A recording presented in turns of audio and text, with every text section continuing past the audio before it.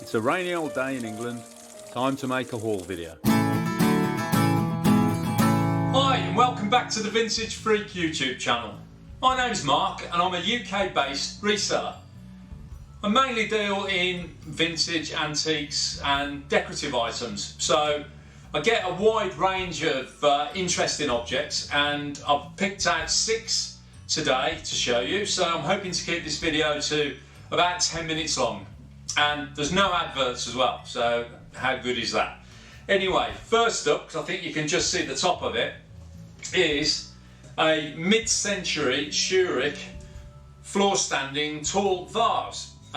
It has the West Germany stamp on the bottom, along with the model number and the height. For those of you that have seen these mid-century ceramics knocking about and often wondered what the numbers meant, well, the first part of the number, in which case this is 553, that's the model or the shape number of the vase. So there'll be similar vases in terms of shape, but they will have different glazes, different patterns, and they'll look very different. But overall, the model number is the shape of it. The second number is, in this case, 38. That refers in centimetres to the height. Very simple. So 553, 38. Model 553, 38 centimetres tall. It's a green mottled glaze, which is quite unusual, and green's quite a trendy colour at the moment, so I shouldn't have too much trouble selling this on. It will be a local collection. I don't ship ceramics or glass because I just don't trust the couriers to get the items there to the customer in one piece. Also, you can't insure items with Hermes packlink that are over 50 years of age. So anything, their definition of antique or vintage is 50 years plus.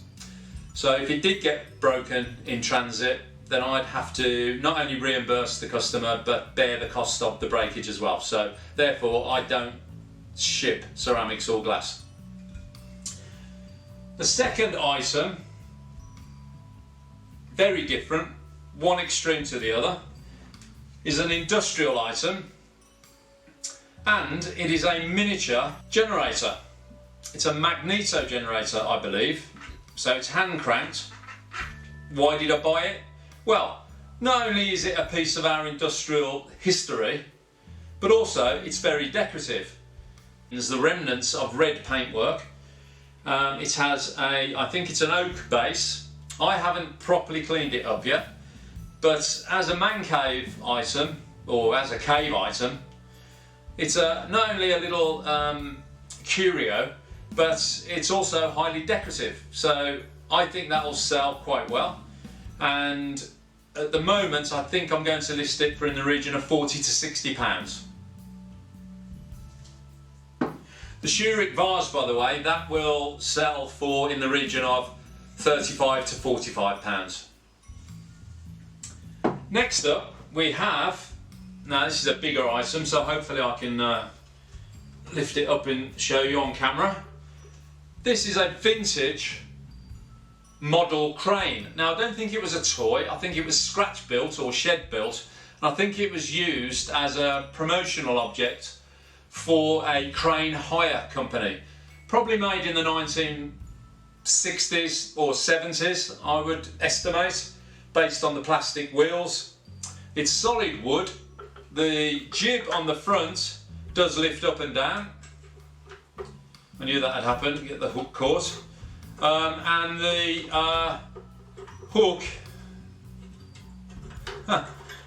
hook does rise up and down on the handle, the crank handle. There you go, hopefully you can see that going up. Needs a bit of help when it goes down without any weight on it. But cracking little decorative, well, not so little, cracking decorative item. I will probably list this for, to begin with anyway, for £90, and it will probably sell for between £75 and £90. What else is nice about it? It's got, the paint work is quite distressed, which always adds to the value. And the jib is metal and the brackets are metal. Everything else is wooden apart from the wheels, which are, they look like old shopping trolley wheels to me from the 1960s or 70s. Next up, item number 4 out of the 6, we have a Russian nesting doll. Now, you probably, it's not the sort of thing I would normally buy, but there are 5 of them in this set, and they are Russian presidents. And I believe you have Yeltsin, Gorbachev, Lenin, Stalin, and one other. Whoa, there you go. So the first one I think is Yeltsin. Then have Gorbachev, who you can spot because of the red birthmark on his head. Oh yeah, Leonid Brezhnev. Stalin with his moustache. And a tiny little Lenin. Not as in John Lennon, but Lenin. 5 in total. Political curio. They're always popular. I haven't particularly, they are listed online, there aren't many of them about, and you get different types. I'm sure they're hand painted but mass produced nonetheless, and I'll probably be selling this for in the region of, hoping to achieve roughly £30. So a nice little political collectible there. Next up we have a pair of barley twist oak candlesticks, late 19th century, very early 20th century, copper drip pans, and it looks like replacement felt base that's been put on at some time recently, but very tactile, definitely oak, not that heavy, and the copper drip pans where the candle would be inserted, they add a little bit of value to these pair of candlesticks. Probably be selling these for around £25 for the pair. Not much more to say about those really, just good working stock. Last but not least is an antique stool. Working stool, absolutely solid, heavy, jointed construction. I can't see any evidence of nails anywhere, so they're carpentry joints keeping it together. It actually has a veneer top, an oak veneer top, which is starting to come away slightly, so there will be a little bit of restoration required. But that's no problem.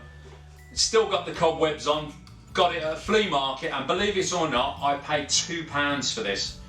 And this will sell when it's restored to its former glory.